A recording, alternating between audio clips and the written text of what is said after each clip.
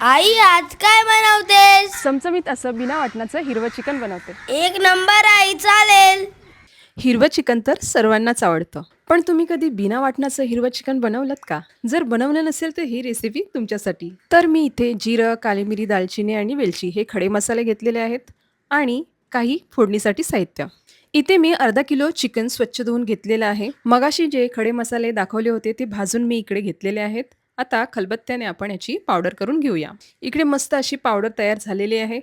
आता आपण एक पेस्ट तयार करूया. त्यासाठी 10 ते 12 लसणाच्या पाकळ्या, 1 इंच आलं, 5 ते 6 कढीपत्त्याची पाने, 4 हिरव्या मिरच्या आणि थोडी कोथिंबीर ह्याची आपण पेस्ट तयार करून घेऊया. कढईमध्ये 3 चमचे तेल घालूया. नंतर तमालपत्र आणि पातळ असा चिरलेला कांदा घालूया. इकडे मी 2 मध्यम आकाराचे कांदे घेतलेले आहेत आणि कांदा देखील नरम पडलेला आहे. आता आपण त्यामध्ये हे चिकन घालूया आणि ह्याला 5 मिनिटे मंद आचेवर वाफेवर ठेवून देऊया. चिकनचा इकडे रंग बदलला आहे. आता आपण त्यामध्ये तयार केलेली पेस्ट घालूया. या चिकनला आपण ह्या पेस्टमध्ये परतवून घेऊया आणि झाकण देऊन वाफेवर शिजवून देऊया. 2 मिनिटे झालेले आहेत आणि तुम्ही बघू शकता मस्त असा रंग इकडे आलेला आहे. आता त्यात आपण पाव चमचा हळद, तयार केलेला कुटलेला गरम मसाला आणि चवीपुरतं मीठ घालूया. आता हे सर्व मसाले आपण एकजीव करून घेऊया.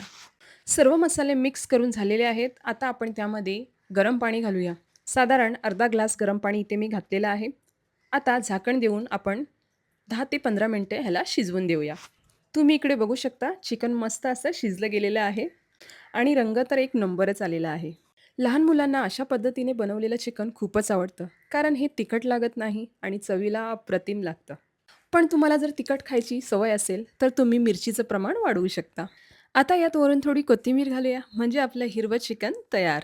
हे हिरवं चिकन तुम्ही गरम-गरम भात किंवा तांदळाची भाकरीसोबत सुद्धा खाऊ शकता. अप्रतिम लागतं. त्यावर मस्त असं लिंबू पिळा, म्हणजे त्याची चव आणखीन छान येते.